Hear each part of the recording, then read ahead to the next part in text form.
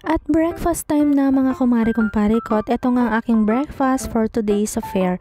Yes, para may laban naman tayong maghele-hele sa aking baby Chunky. O, diba?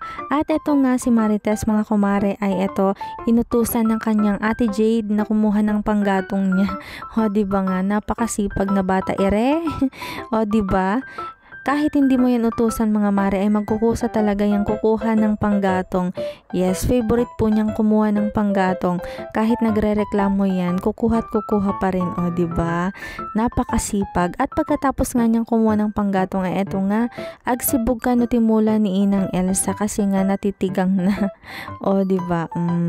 Kaya na lang gayam agluglog. O, diba nga, napakasipag ang batang ito. Kahit utusan mo kahit saan, talagang pupunta yan. Sabi nga nila, train up a child the way. Okay, pass English kasi yon mga mare. Basta ganon. O, diba? Mahilig pa yun mag-English mga kumare. Like, just having fun, mga ganon. Nanonood kasi yan ng Cocomelon. O, diba? Para po talaga siyang babae, pero lalaki po siya. Dalawa daw po ang kanyang kasarian, hindi po niya muna maalam. Ano daw yon? At hindi pa nga nakontentong yung kumaring Marites ay eto na nga, o, diba? Kumuha, nag-ano pa yan, ano daw yon? Naguhugas pa yan ng pinggan, o, diba? Agluglug lang gayang. At ito nga ang aming merienda, hindi pala. Ito ang aming ulam ngayong tanghali. Libre po lahat yan. Salamat po sa nag-sponsor sa kapitbahay. Sponsor daw. At ito naman ang aming ate Jade ay kasalukuyang agad-gad iti okoy pang okoy na nga kalabasa kano. Agit at ingredients Ilocano na ang aking voice over. Mag-adjust na lang kayo. At ito na nga, minekos-mekos na ni ate Jade ang kanyang okoy. O, diba? Ganyan daw po ang paggawa ng okoy. Tamang proseso.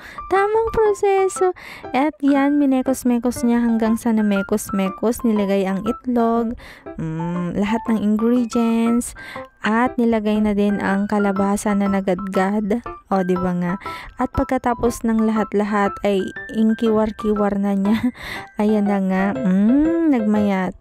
Maganda pala ang kulay ng kalabasa, no? Lalo na pag i-okoy mo siya, yung greeny, tapos orangey. Ano daw yung orangey? Pagkatapos nung lahat-lahat, after 22 years na pagmekos-mekos ni ate Jade, ay eto na nga ang kinalabasan. O, diba? Wow! Amazing! Napakasarap po niyan. So, kain na tayo mga kumare. Thank you again for watching. See you again next time. Bye!